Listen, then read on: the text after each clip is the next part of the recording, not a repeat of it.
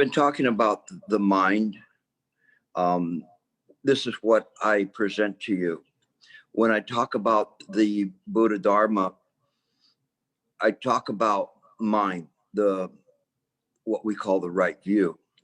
This is what Master Sheng Yen had emphasized to me, is to present the right view. This was one of the prerequisites of being a Dharma heir, is to present this right view. To me, the right view is how mind works. If we do not know how mind works, we are unable to properly meditate. We can meditate, but when we meditate, unfortunately, we will only be able to quiet the ego. We will not be able to transcend the ego because we're still using the ego to practice. So when we practice and we're sitting and our mind is engaged in the method, it is the ego that is watching the method. And we believe that we're properly meditating. But there is such a subtle difference. When we meditate in the proper way, what happens is that we're able to let go of that. And now, instead of the ego watching, the ego is out here. And so we are able to observe the ego, not via the idea of subject and object, but as a part of mind as a whole. So when we have this and we see everything that is projected upon mind, you could say on its mirrored surface, we don't disassociate from it and create a subject and object. What we do is we see that all of this is a manifestation of mind. So when we say we see it, it's not we as the ego, Gilbert, but as mind itself. This is the mind's perception.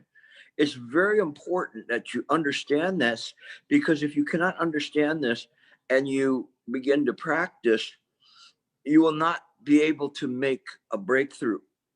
But when you meditate in the proper way, then a breakthrough is inevitable. It is sure. And it is in this way. It is what one great master said, that if you use this method in a Chanchi's 7 days of uninterrupted practice, that at that time period, there's no doubt that one will see their true nature.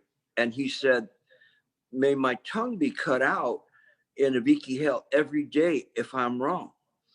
And this is very strong to say something like this, but it is to give you the faith that if you do this in the proper way, it will work. Of course, if you sit there and you practice in meditation, but you're unable to keep this, then all the bets are off. Then this master can save his tongue. But if you practice and it didn't happen, then the master would have been wrong. But he's not wrong. If you practice in the proper way, it is inevitable that this will happen. You'll be able to realize the true nature of mind. Why? Because it's there. It's just, we don't see it because for so long we've been using the ego to process things and view the world as subject and object.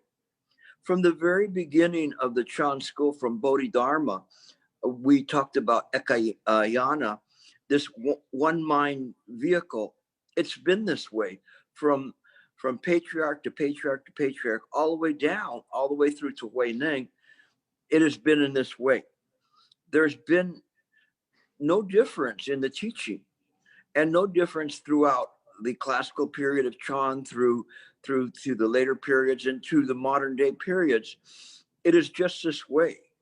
But it's so much easier for us as Dharma presenters to kind of push all that to the side and say, don't talk about that, just sit.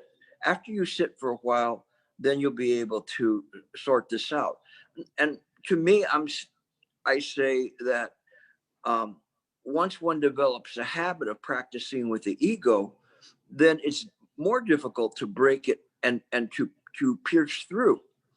Some good students that have been practicing for many years, but were not aware of this single vehicle. When they've been made aware of it, they've been able to penetrate and make very great inroads into it simply by turning the mind's eye inward. Without doing that, then it's difficult for us to practice. So this, in terms of Chan101, is a very important aspect of the practice. We cannot practice without this principle. If we practice without the principle, then we are not going to make the progress that we had expected and kind of wanted to kind of demand that we get. And that's the problem, is because we're seeking rather than resting the mind. When we sit to meditate, we rest the mind. What we sit, and each time you sit, right away, right from the very beginning, you rest the mind. You rest the body first, relax the body, and then you rest the mind. What do you rest the mind on? If you have a method, then you rest the mind on the method. If you're using silent illumination, then you rest the mind just on mind. And if it's done in this way, it can be done right. But if you're sitting there and going, I'm in silent illumination, then you're already lost, because you're using the ego to look at everything. And the ego is using its like binoculars to see things and see, oh, I see this, I see that. Don't let this arise. Don't let that arise. Rather, when you sit there, you sit in a proper way. When you're using the ego, it's like using binoculars, except you're flipping it so that you're looking at the big end and the small end is out here. So everything seems so far away and the distant. But when you turn it, reverse the mind's eye inward, and you're only using mind to look at mind, then in this moment, it is intimate. This word is a very important word, intimate, because in this intimacy, you're right there. So let's say you have someone in your life who you're intimate with. It could be your spouse, your girlfriend, hopefully not at the same time, but your spouse or your girlfriend, your children. You know, when my son was very young, my youngest son, he would always come up next to me and just put his head on my shoulder, and he would just be there. This is an intimacy that we know we're comfortable. He's comfortable, I'm comfortable.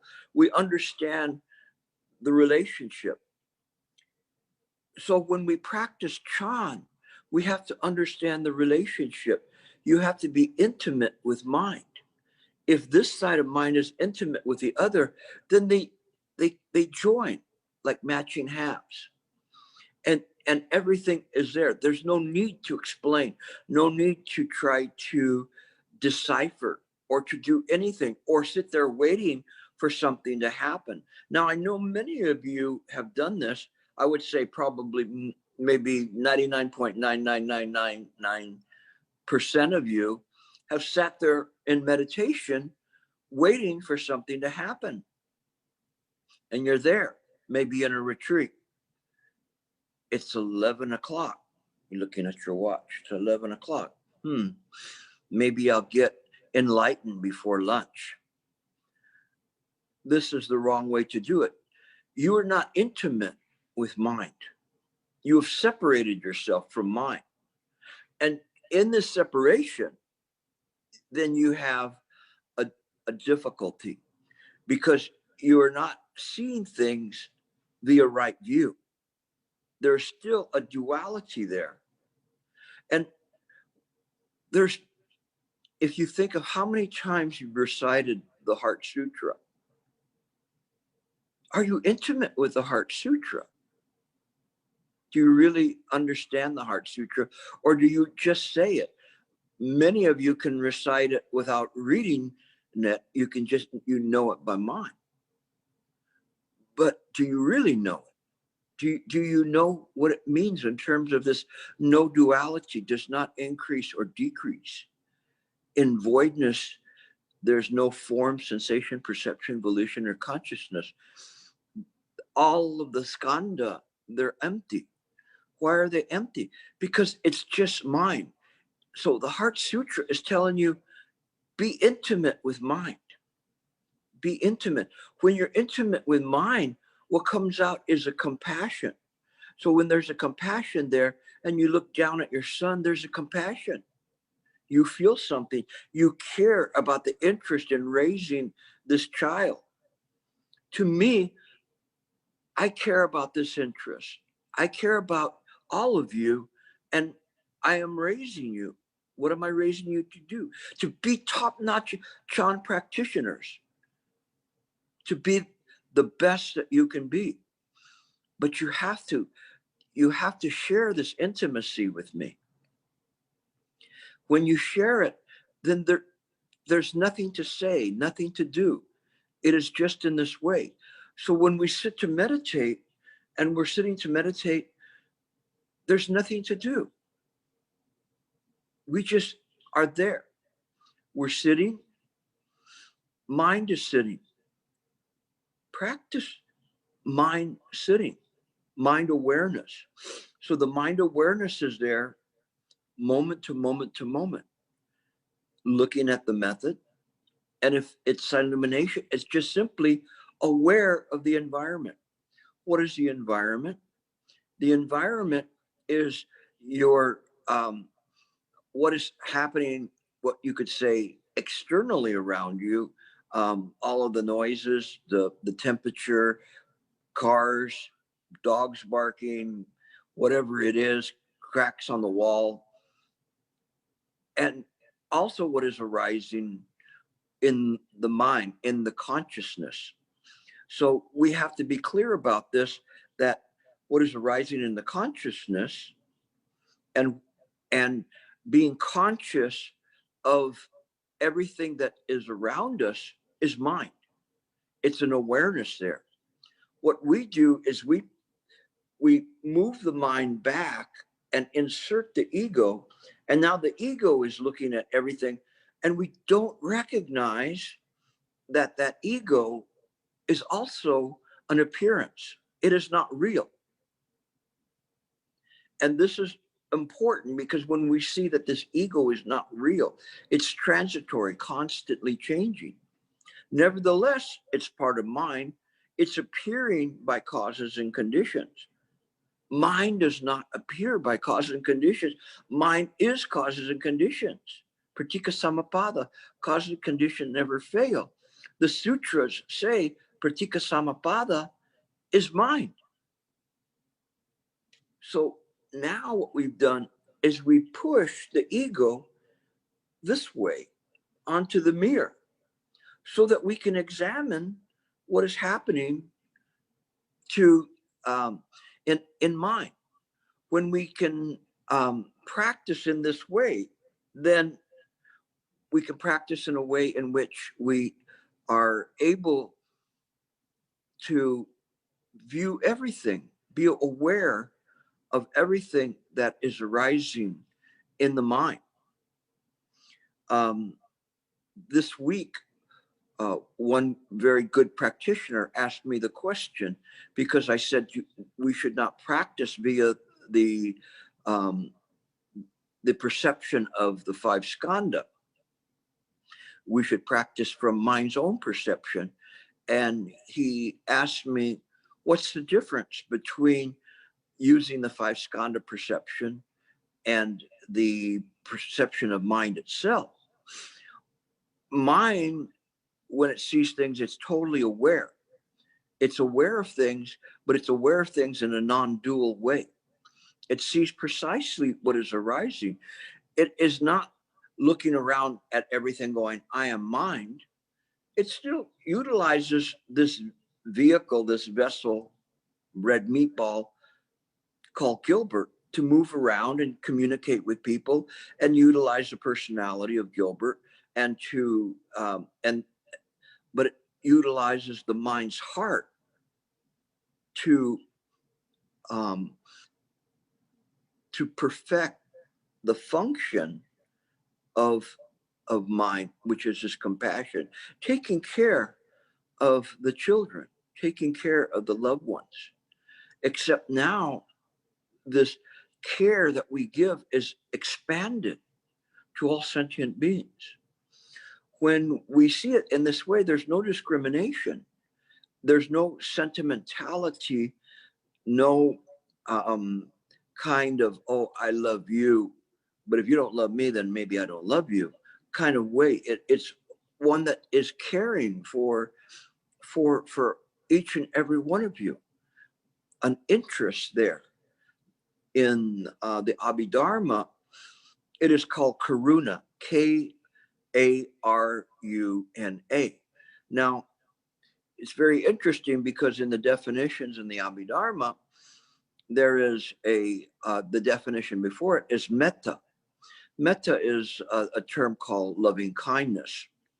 So loving kindness is kind of like we want to extend to everyone a kindness, to be kind to people, not to be mean to people, but to be kind to people.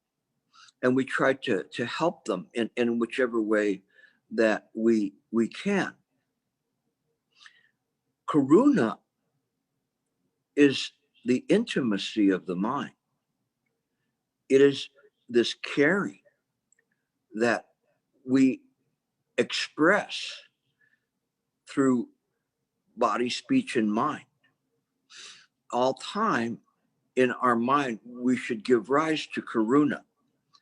And we should be able to utilize this body for the purposes of helping others.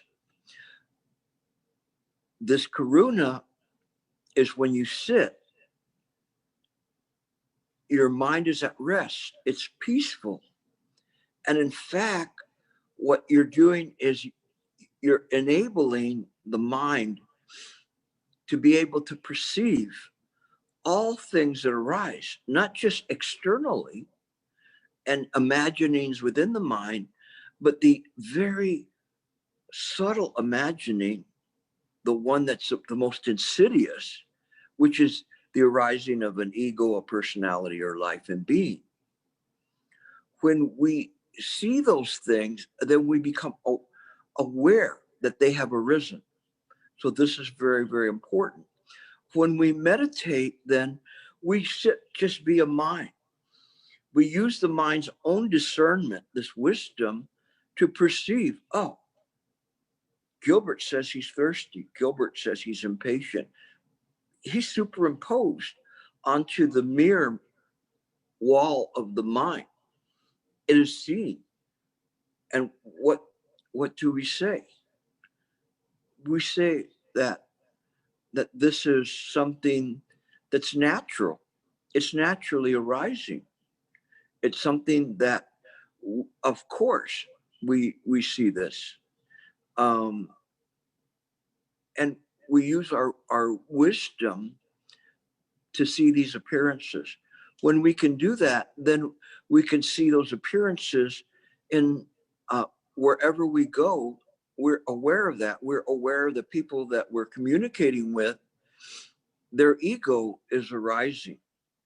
Sometimes the ego is one that's very, very strong, very powerful. I am smart, you are dumb. I am right, you are wrong. I have everything, you have nothing. Oftentimes it's the reverse. I wish I was dead. I am worthless. That's ego too. We have to be careful and guard against both extremes. So we study the Madhyamika, the middle way, and remain in the middle way. We see these things clearly as manifestations of mind in accordance with causes and conditions. This is wisdom. This wisdom enables us to be intimate with the surroundings and the arisings in the samsaric world. It enables us to understand what is appearing. We are clear about this. When we use the mind's own perception to see things, we do not see it in a linear way. We don't see it and say, I see this, my opinion is this, I see this, this is it, and this is going this way. That's linear, kind of like a string of pearls that are connected in a stream of consciousness. Mind isn't that way. Mind is not temporal or spatial. Mind is just mind, but is aware of this continuing play of samsaric existences within it. And who knows how many places, how many universes, how many worlds that these samsaric existences are played out. We only know about here, but then we think that the sun revolves around the earth and reality revolves around the earth, and we can reach out, but we can only reach out to the end of our arm. But suppose you can reach out and touch another universe. How is that possible? One student asked what mind was to a master, and the master said to him, swallow all the waters of the Ganges River, and then I will tell you. Is that possible? Why not? In the samsaric world, of course, after a few drinks of the water of the Ganges River, which might be polluted anyway, you probably have your fill. But if you were able to do that, then you are not using the perception of a sentient being, but you're using mind's own perception. Then these things are not impossible, but from this side, they're inconceivable. We don't try to make the other side something fantastic, because that's only conceptions from this side. What we do is we try to make it intimate. We try to bring our awareness in harmony with mind's own awareness, begin to cast off these vestiges of the samsaric world. And what are these vestiges? Vestiges meaning the clothing of this samsaric world. What we cast off is the ego, the personality, a life and being. We let those things go. They belong to the samsaric side. Nevertheless, where do they go? They don't get pushed aside. It's like Baisong's ducks flying by. It's still, even if they fly out of view, they remain in mind. So we don't have to worry about that. We don't have to try to erase the ego or the personality. We just simply have to be aware of its arising and use the discernment of mind, what we call Anyatara Samyak Sambodhi, and I'm sure you've heard that word before. This is his highest unexcelled wisdom that manifests from one using right view. So if we use the right view in the proper way, then the mind will be very, very clear. It will see things in the right way. If we do not use it in this way, then we're stuck here in samsara, and we can be a better citizen. But there's no exit. And we will spend this lifetime, and perhaps lifetimes after lifetimes, looking for the door. We're trying to find, where's the door? There must be a door. It's kind of like some kind of a Netflix sci-fi program where you're looking for the door. I have to find the door. Oh, there it is right there. I can feel it. I just have to open it up. It is not in this way. It's just simply when you sit to meditate, you rest the mind. You rest it. Use it in the correct way. Now you have a chance to use it in the proper way. When you use it in the proper way, then the mind is easy to use. When we try to conjure up all sorts of different opinions about it and conceptions about it, we mess everything up. And then perhaps we may get some kind of a fantastic appearance. And if we see that, then we get caught on it. Wow, this is something very good.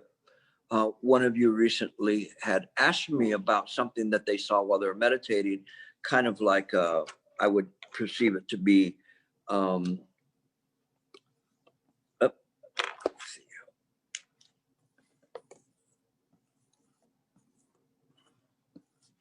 like a hypnotic circle when they were meditating. And you're looking at it, seeing the circle going around. What happened to the method? Do you really believe you're going to go into that? Or that's like a vortex or the void? You're just hypnotizing yourself. It was very funny because Shifu at one time, he was saying this about Goyan Fashe, because Goyan Fashe is very good about talking about relaxing the body and relaxing. And he was saying, yeah, Goyan Fashe, he's always talking about relaxing the body and relax. And he's saying all of this hocus pocus. And he was playfully picking at Goyan Fashe by saying, yes, we relax the body, relax the mind, but there's no expectation once we do that. It is mind itself that's important. It's mind's discernment. So using mind's discernment, and if we see this, we just go, no, this is just an illusion. All we have to do is see it as an illusion via mind's perception, and it disappears. It will go away. So don't sit there and look around. Anything coming? Do I see something? Do I see a field of red? Do I see a field of blue or sparkly lights or whatever? And you're there looking, waiting for some kind of a New Year's Eve, explosion of fireworks around you. Don't do that. It's very subtle. It's something that is very ordinary and immediate. But in this ordinariness, this mundaneness of mind, it's intimate. How can it not be? Because it's not something outside of you. It is just in this very moment that one sees this. They see it clearly. It is just this moment. The moment with Gilbert. The only thing is that Gilbert is seeing it as something superimposed onto the mere mind. He is precisely in where he should be seen at. That's all. If we can see things in this way, it changes the manner and how we meditate. A big, big difference. Because when we sit, the pressure is off of us. We don't have to come to some realization. When you sit this way in meditation, you'll find that this type of sitting in meditation will enable you just to sit perfectly. Nothing to do. The One Chan poem, have you heard of the man of the Tao who has nothing to do? Shifu's death poem, what did it say? Busy doing nothing. And to me, when people ask me, how are you doing? I'm always telling people, oh, I'm busy doing nothing. Not bad. You just, in this moment, we don't have to say, oh, Gilbert is involved in this, or Gilbert has a pain in the neck here, or whatever. It's just whatever needs to be done, whatever needs to be projected to help people. Then we use that. We use this in a way, we use our heart, and we know how to express the Dharma, how to do that. In this past week, I've received notices of 2 people that have passed away. And my communications with the people, one is a friend of mine that is a Christian, but I responded to him in a Christian way. And so,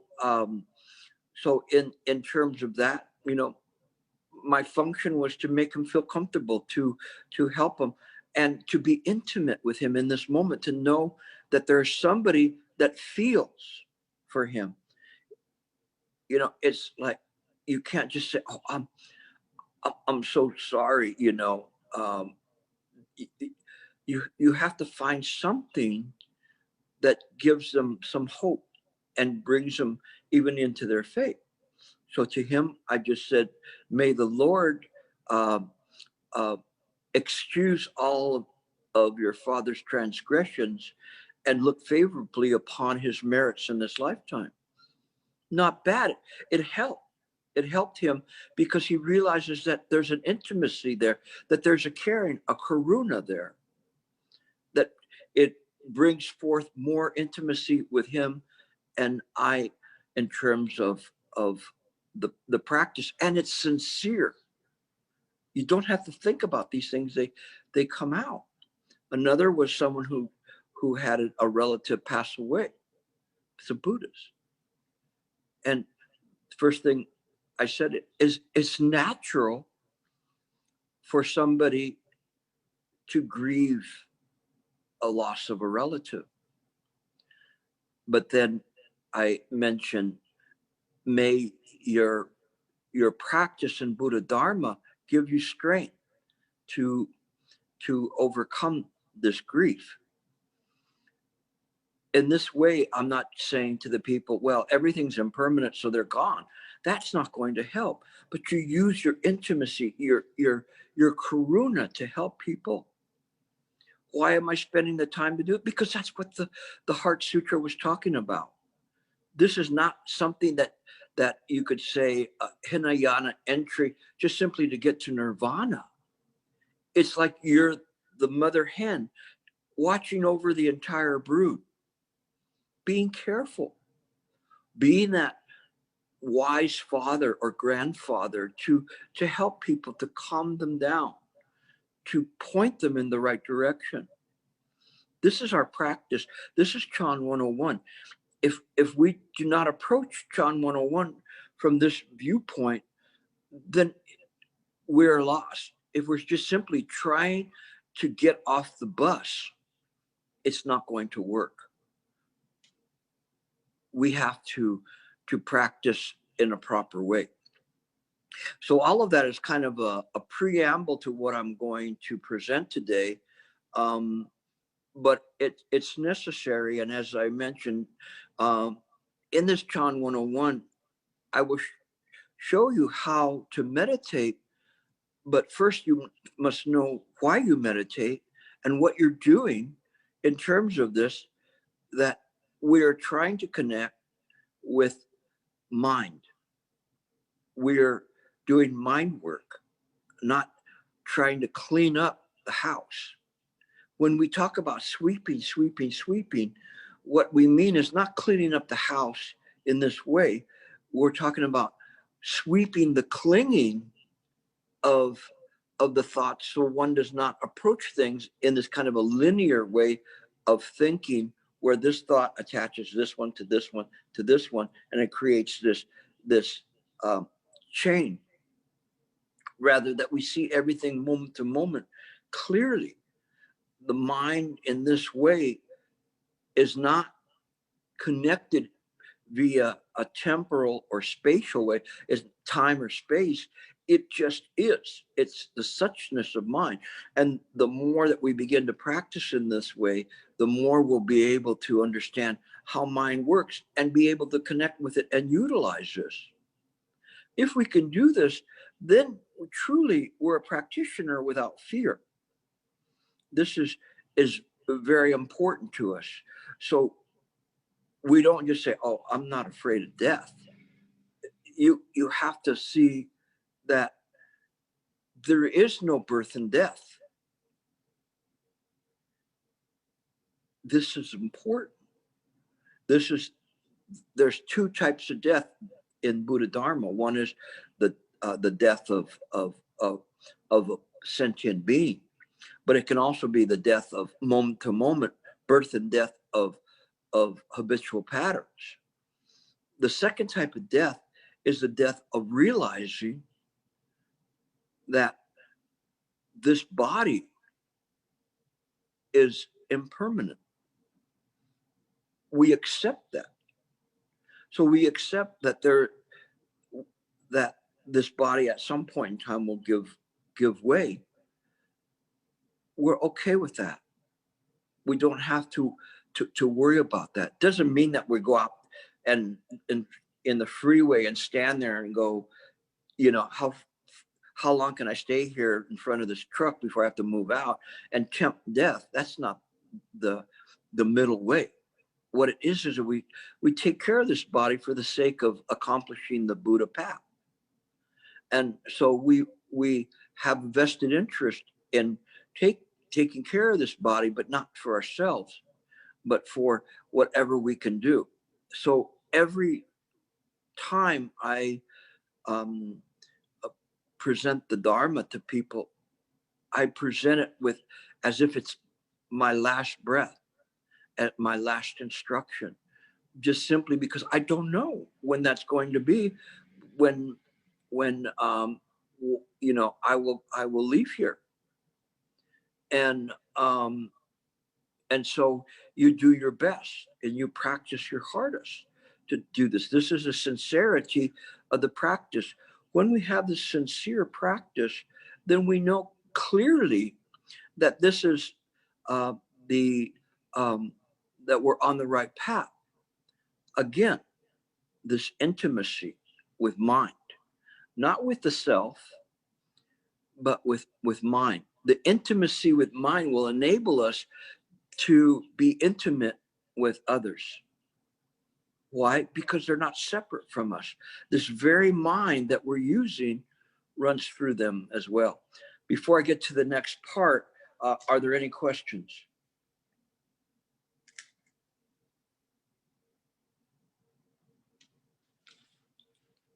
Any questions?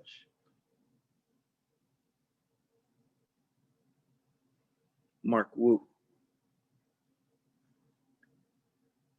Yes. Yeah, Mark, go ahead. You can unmute yourself. Mark?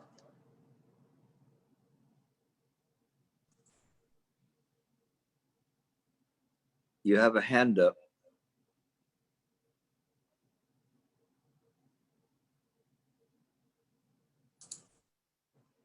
I do have a question. When you mentioned about to have an intimate with your mind,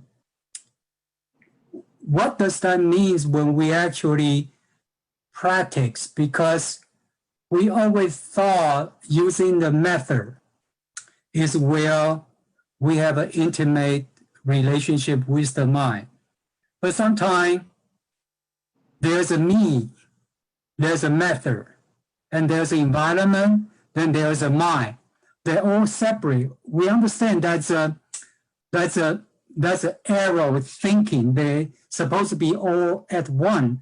But when you say this, are you saying that during the practice, we should try to integrate, or that they naturally become the mind-driven, the method itself, or something else? Okay. This is where the error is in the practice, because it is not you that's utilizing the method. It's mind utilizing the method. So when you are using it, then now what you've done, let's see if I have one of these pens will work.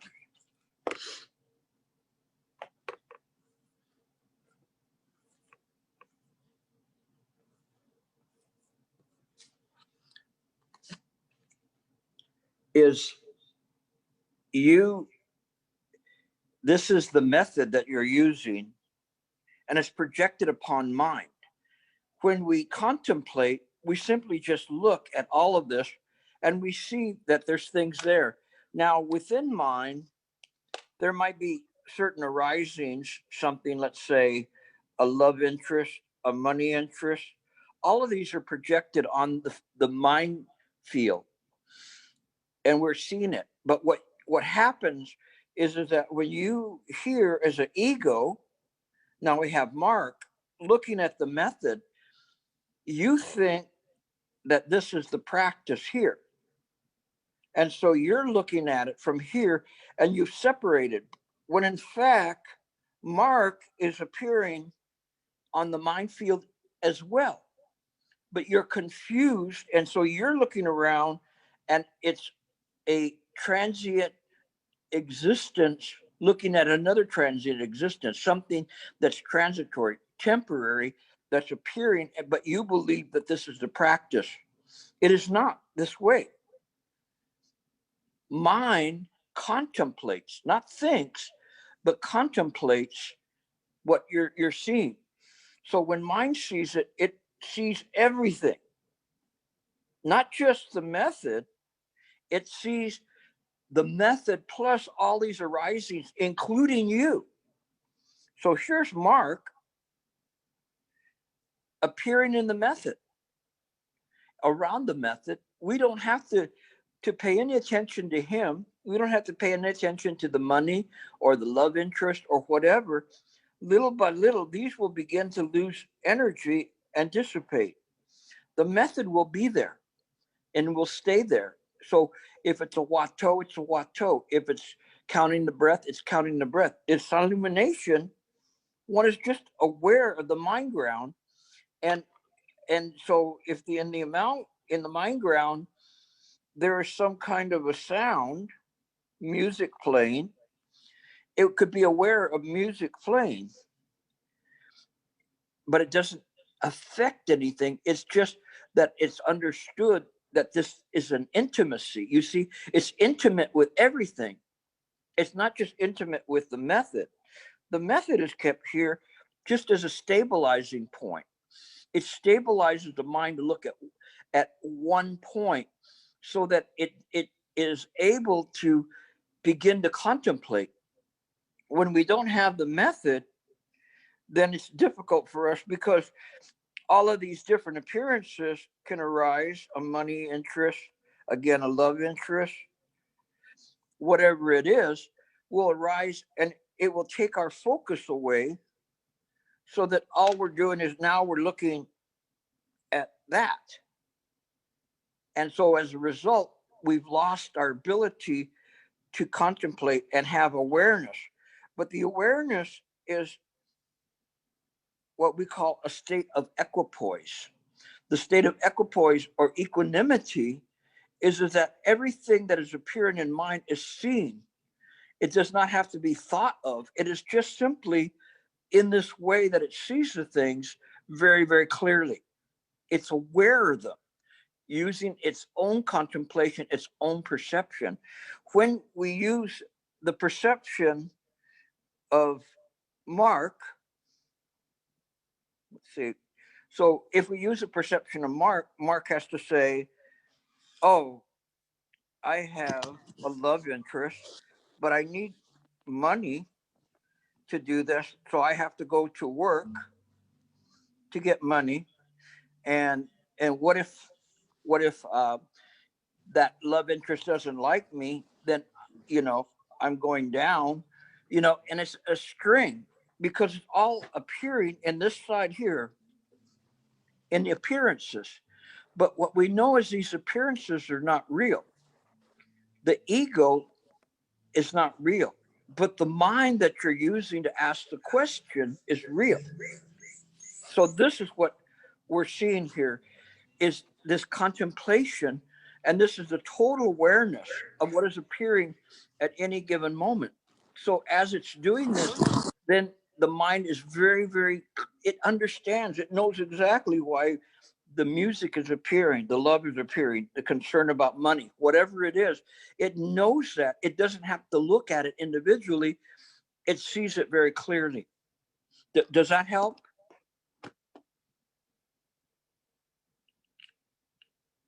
We have a question from Annie.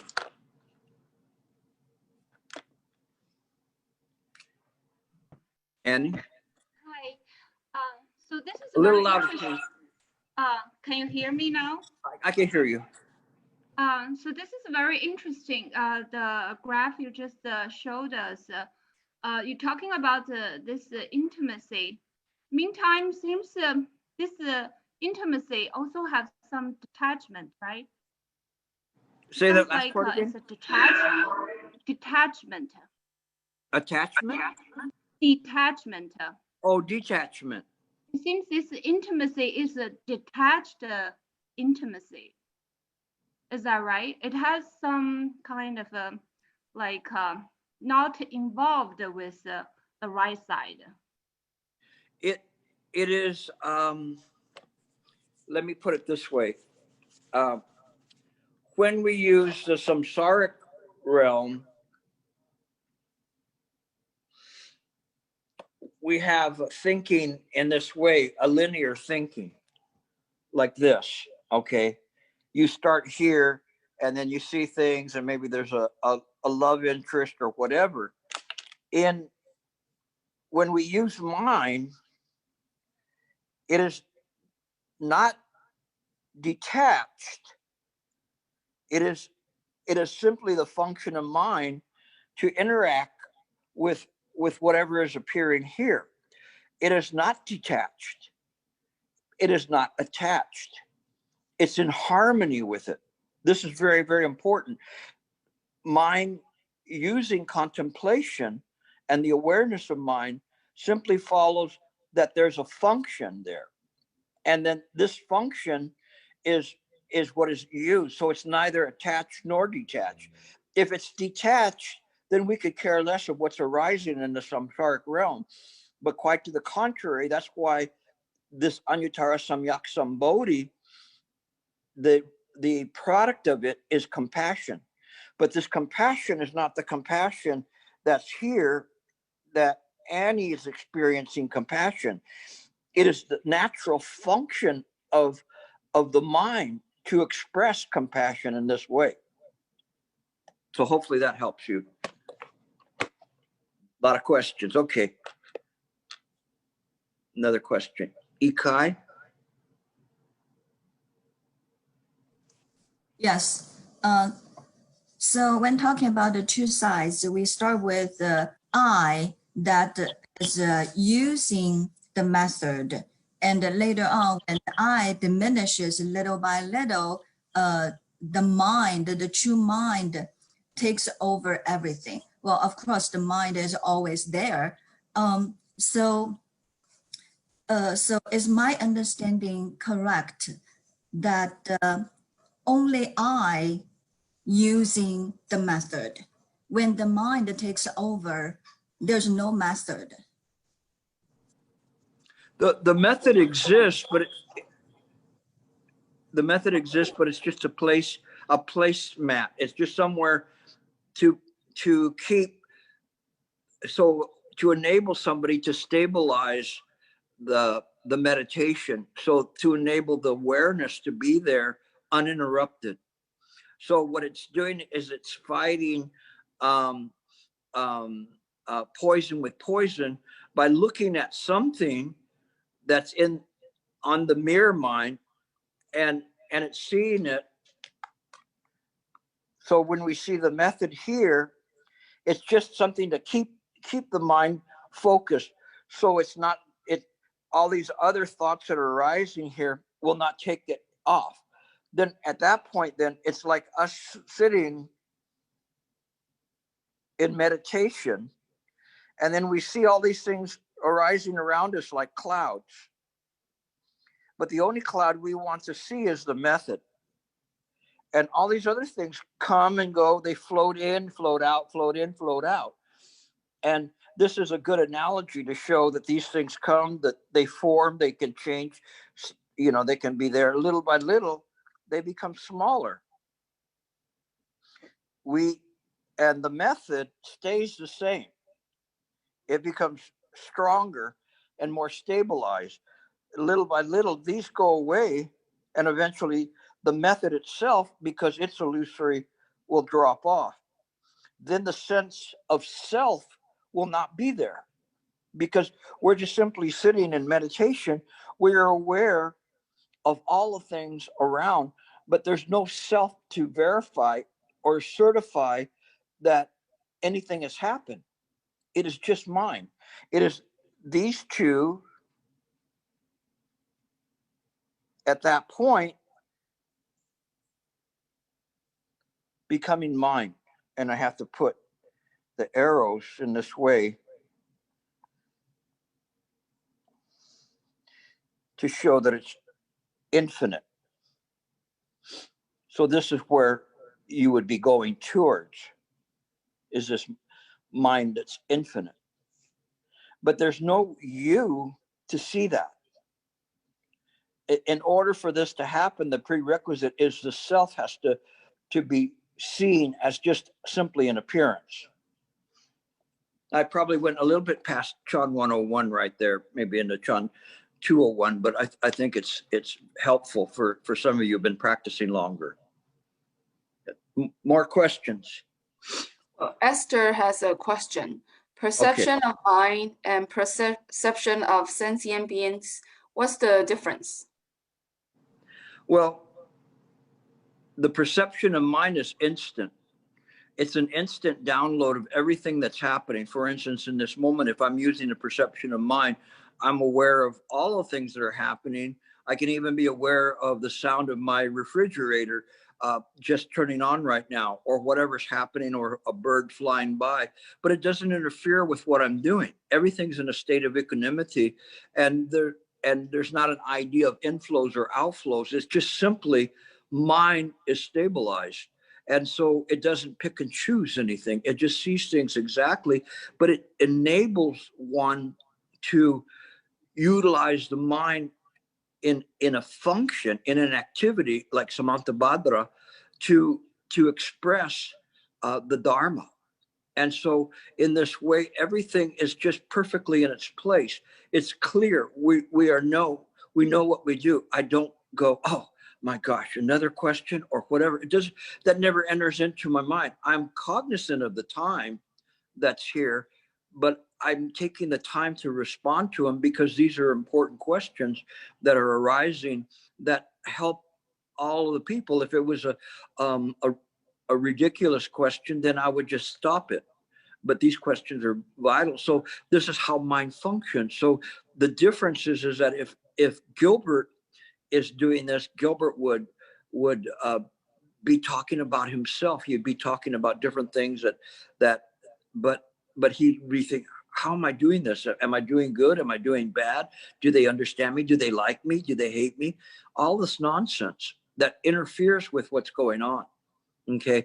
But when the mind is just simply there, it's an instant download of all this information that when we're using this kind of a linear thinking,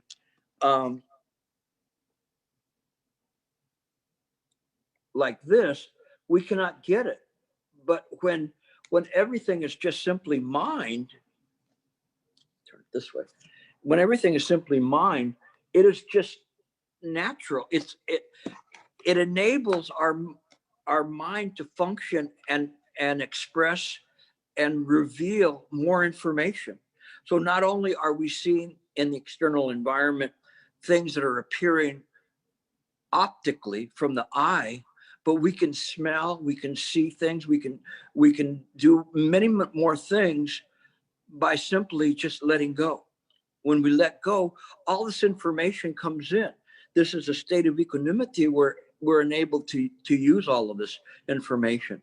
Okay, next question. Thank you. I see Su Tang. So Sue has a question. But before Sue, there was a question from Robert. How come it seems there is something overseeing, aware of everything that is either projected, moving, or not moving? Sometimes even aware of there is just nothing to aware, or just a stop that is not a stop we ordinarily know. Is the ego trying to fool again? Is it getting smart over time? So his question was, how come it seems there's something overseeing, aware of everything? Well, you're correct, Robert, that the ego becomes more subtle. That's why they talk about subtle wisdom, because it's very easy for us to say, oh, this world is samsaric, it's impermanent, don't cling to it. But then when they say, well, and you too, Gilbert, you go, what, me?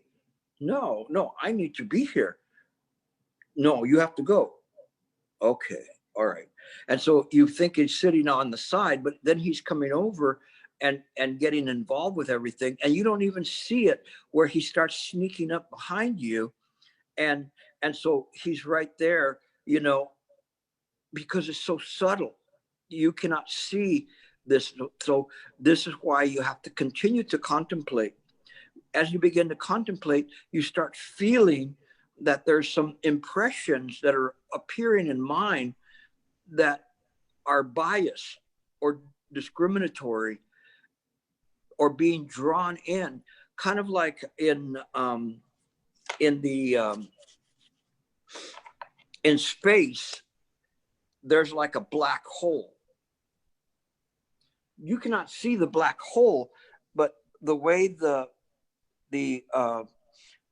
astronomers see where the black hole is because they see the behavior of other objects that begin to move towards that. So in the mind, these are very subtle points, but they begin to move in some way. And you're going, that's curious, you know, because all of a sudden I'm sitting there going, I have no thought. Well, where did that thought come from? And so it's very, very subtle. But as you begin to pull away from that, then you can detect these very slight movements. And so it's something that the mind is able to amplify. If the mind is still, it can detect these very subtle movements of self. So you can never just say, okay, self is gone. Gilbert, are you gone? Oh, most certainly I'm gone. You can continue on with the lecture because I'm not here. Just imagine I'm not here. And you go, it's good enough for me. And if you stop there, then you mess it up. You have to continue. How do you continue? You don't try to chase Gilbert out. You just simply are aware of the mind. You're aware of how all of this works.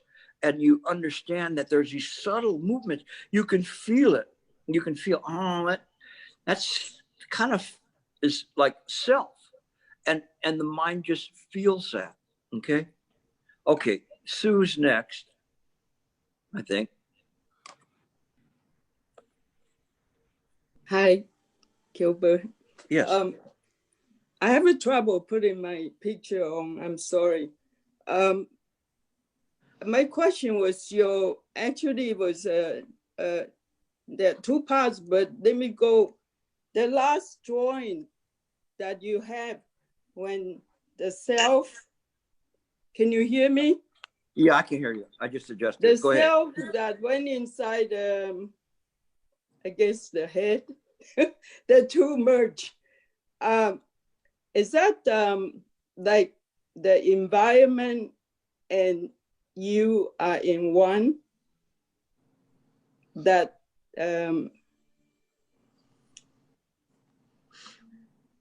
first your mind and body, right? According to Sifu's book, then there's a body, mind, and the environment. But I think your last drawing, not actually you pull out another one. I wasn't talking about that one. I'm talking about the one that the cell by itself. that on the side and went inside. You know which one I'm talking about. Yes. Okay. So can you describe that conditions?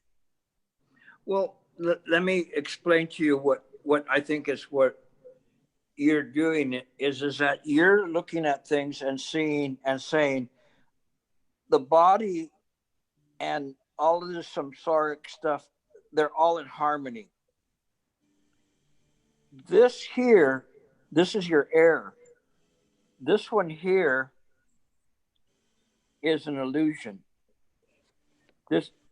So if you maintain this kind of a thinking, you're not going to be able to do it in the right way. The reason I'm not talking about this one. I'm sorry. I'm talking about the other one.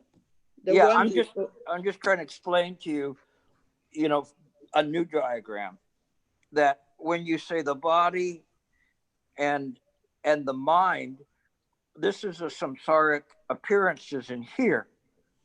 And you're saying that these are all equal, but it's not in this way. What we do is we see clearly that all of this is mind. It's an appearance, but it's a transitory appearance. This, again, is your knowing mind here. And this is the Dharmakaya. This is the mind ground itself. So this part here, if I can write upside down,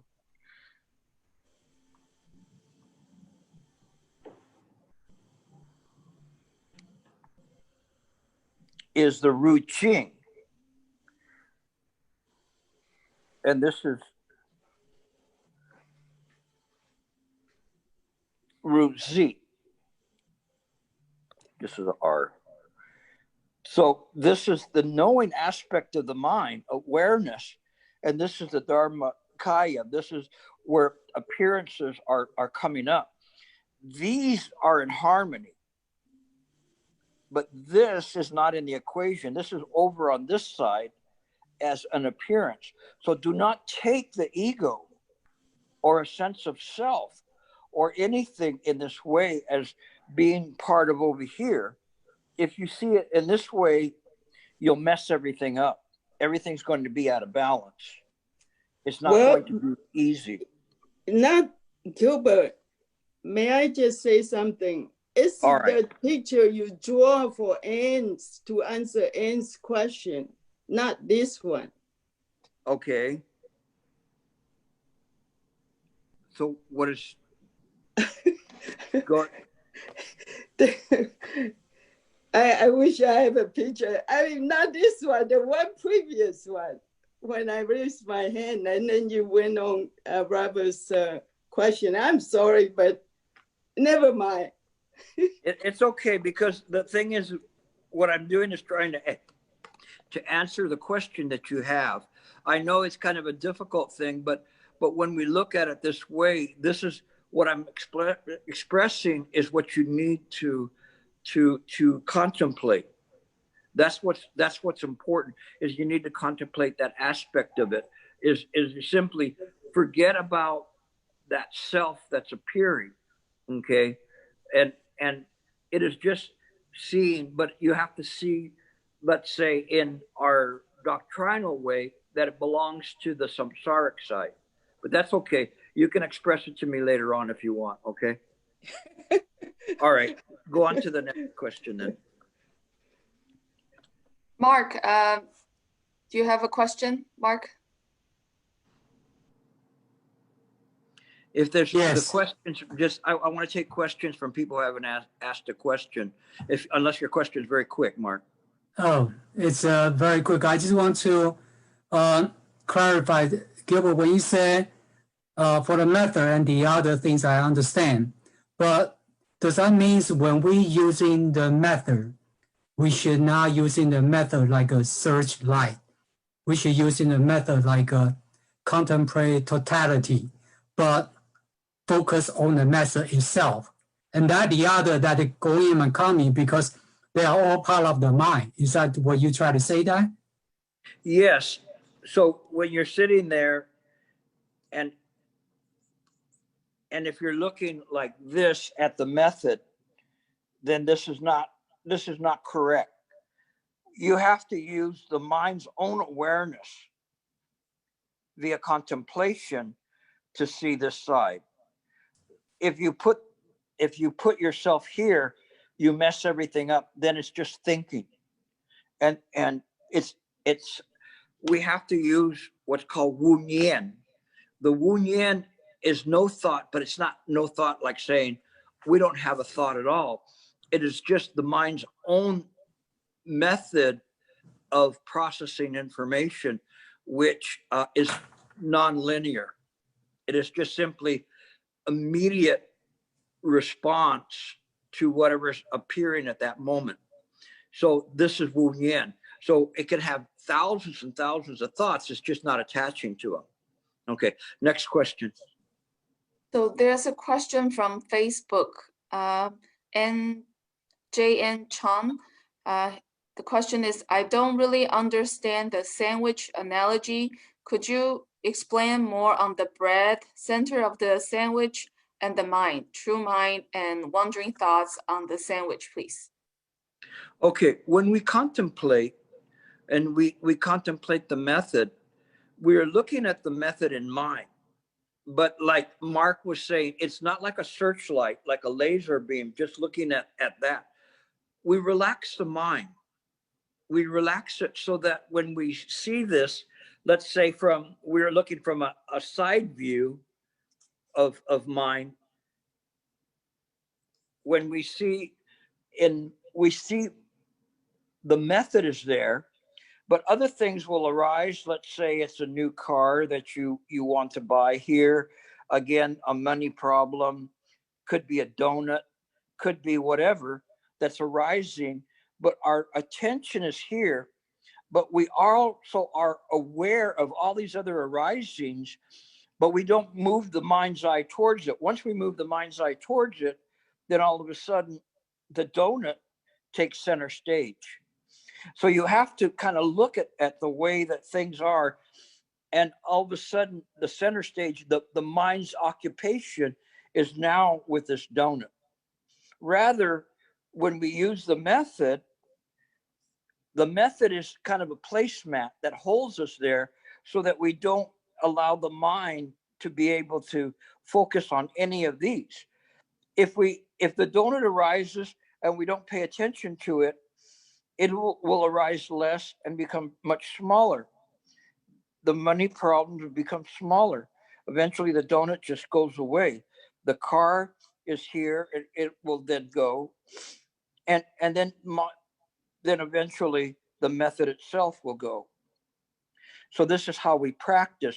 So, but we don't laser point the mind. Doing that is not natural. It's an artificial way of looking at things where we're laser pointing to the method. And it's kind of like going, I don't want to see anything. I just want to see the method. Rather, we relax the mind. We relax it and allow it to sit. We put the method there in front of us. We're aware of the method. We contemplate the method. So what is contemplation? It is just simply being aware in this moment that that one is in meditation. The mind is aware of the method and aware of the surroundings. It's like what Master Suzuki said, give the mind a broad pasture to roam in. Not bad. Remember that. Just allow the mind there, but the method is right there and you're looking at the method. But you don't have to like look directly at it. We just know that the method is there. It's out here somewhere and we're watching it, but we're seeing everything else around as well. The only thing is that when we're seeing it, we're just using mind's awareness to see it. We're not developing a cogitation, a linear thinking of it. Okay, next question.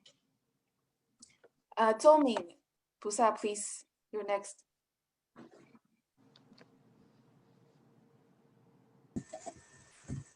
Hello. Good morning, Gilbert. Thank you for the teaching. This intimacy seems very helpful. And I have a question about, it's not when I sit in meditation, when I, in the daily life, just a few days, I because my email had got some trouble. I start to have the fear very strong in my mind, and that get to me so strong. And then the time I try to practice, I use a different thing. I say, oh, I need to relax my body. I need to do, and finally I say, okay, that's just this fear. And so it looks like when you talk about intimacy, do I just kind of intimacy with this fear, because that's my mind too. That I have no idea, but that's would you give me some advice? Thank you. The intimacy is one that is based on wisdom, not on any kind of an emotional attachment. Mind is not separate from emotions, but is not driven by emotions. And from fear or misunderstanding or whatever, when we're intimate with it, it's kind of like saying, okay, this is appearing. We know why it's appearing. We know precisely why it's appearing in mind at this moment. So it brings us closer and closer to this discernment, which is wisdom. And this wisdom enables us to see the things and understand the appearances within mind, and most importantly, the appearances of the self and this ego, which is not there. It is just simply mind itself. And once we disassociate from the personality aspect of it, it enables us to settle down. It'll come with time. Just keep working on this and contemplating, and little by little you'll see an improvement in the way that you see things. This is not something that I can just tell you, like dropping a pill in your mouth and you're going, oh, I get it. You know, next one, dropping a pill. You know, if I could do that, I could be very rich. I'd charge like $10,000 a pill, and there would be a long line of people doing that. But no, you have to practice it. And as you practice it, you'll see little by little, it will come to you. Some of you who are novices or are new to this, just be patient with it. It will come. The only difference is that at least you're getting right view from the very beginning, so you know what end of the hoe to use to tend the garden. Okay, next question. Thank you. You're welcome. Nicholas Zhang. Nicholas, you can unmute yourself. Hey, Gilbert. So at the beginning, you talked, if I heard you correctly, you said that we often view things as subject and matter. I was wondering if you could like explain a little bit more about that, and also like why is that a problem? The idea in terms of subject and object, we nevertheless in the practice of Chan, we utilize the discernment of the mind to see things, and we're able to process through the five senses. As we process things through the five senses, the mind can navigate through the samsaric realm, but via Anyatara Samyak Sambodhi, this unexcelled wisdom. But as we see things and we cling to the idea that there is a subject, somebody that is seeing some kind of an object, then at that point that it's very, very difficult for us to extricate ourselves from the idea of the ego.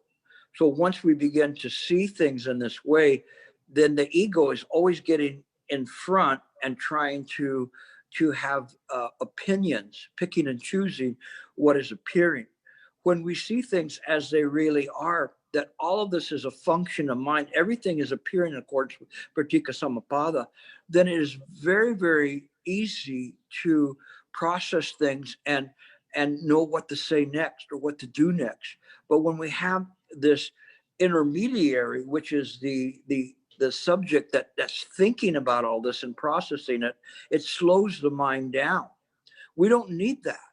We don't need that personality or life and being in order for us to navigate this world.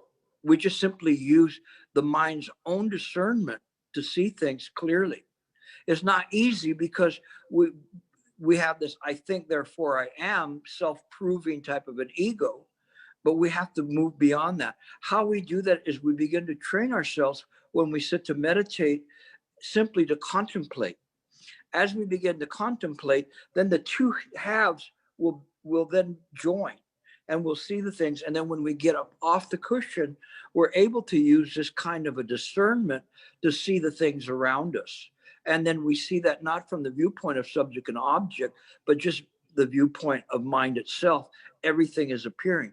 Shifu used to always say, you know, everything is just mind. You're swimming in it every day. You're just swimming, swimming, swimming.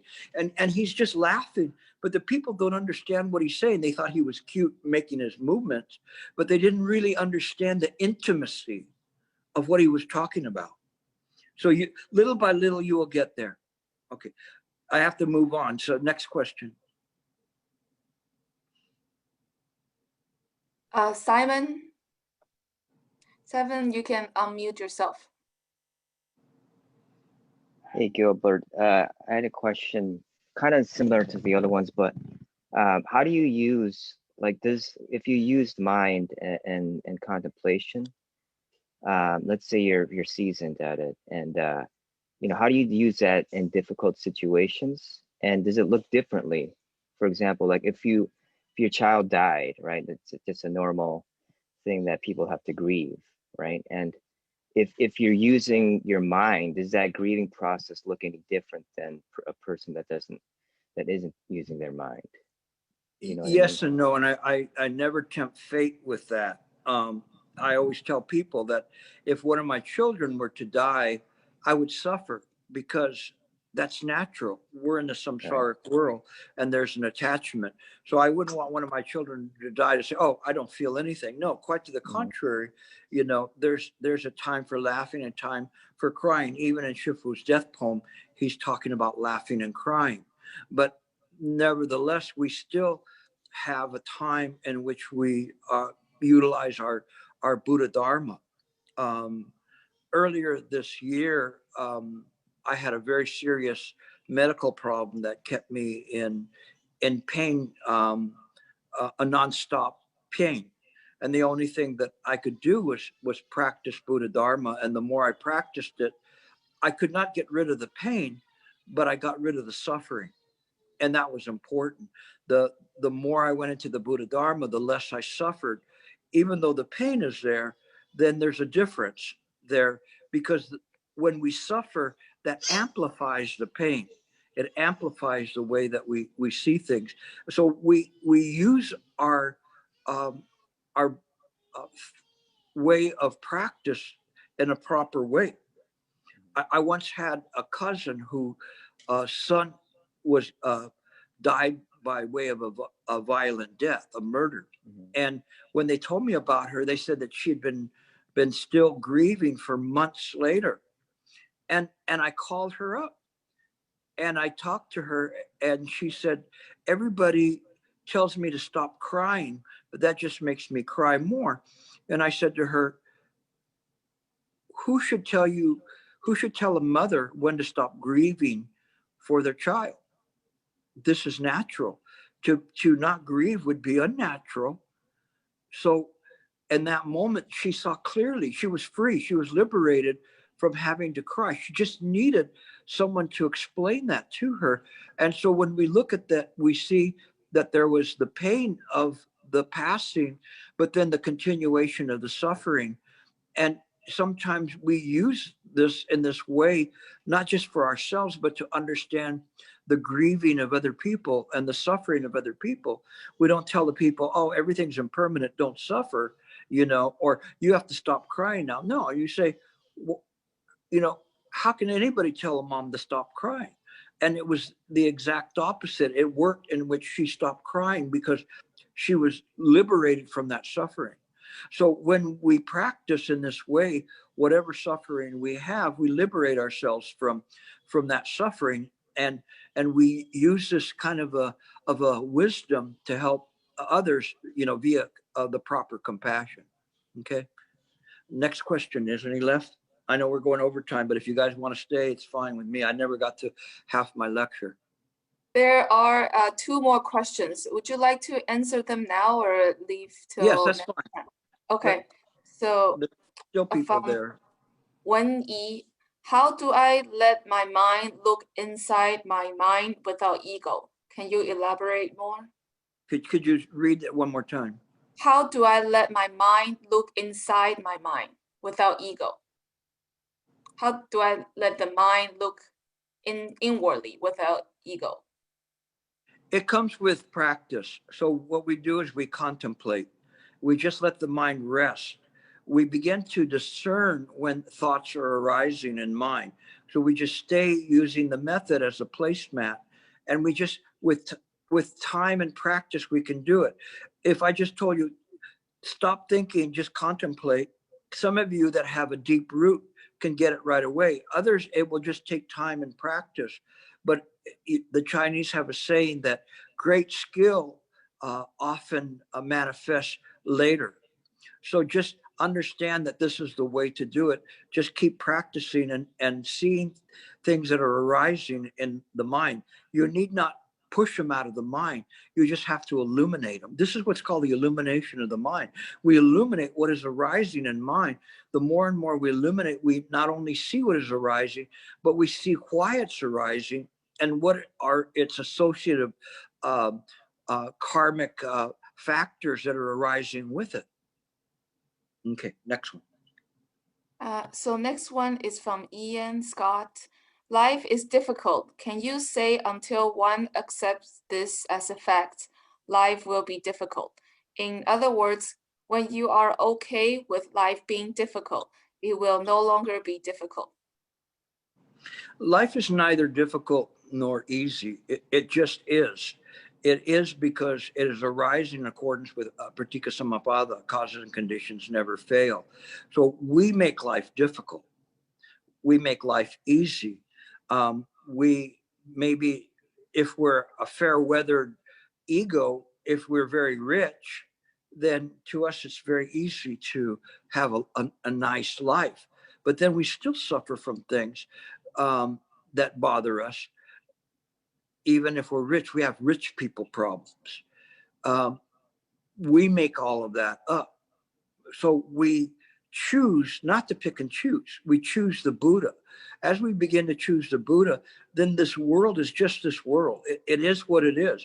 There's good points, bad points, healthy times, and times when we don't have health. People die, people are born. All of these things are appearances in mind. We neither welcome them or try to cast them out. We just see the world as it is. This is wisdom. When we see it in this way, we're not so concerned about grading our life. Is this a good life or a bad life? Or dwelling on our suffering and thinking some kind of a self-flagellant way where we're whipping ourselves, thinking, I have to whip myself in order to cleanse myself. This is not the middle way. So I don't see any more questions because of the time. So since there's no hands, thank you, Gilbert, for today's lecture. It's very important, especially I found a lot of we cover a lot of topic about life. Yeah, so, I yeah, never got thank to you. my written or what my topic was, but that's fine. All of this is just in accordance with causes and conditions, and this is how Chan is presented. Is it's live, and it's difficult to get things from a recording. So when we see it live, it's spontaneous, immediate to whatever's happening in that moment. So we'll continue on next Thank you week. very much. Thank you. So Amitofu. everyone, please join palm and bow. Amitofu.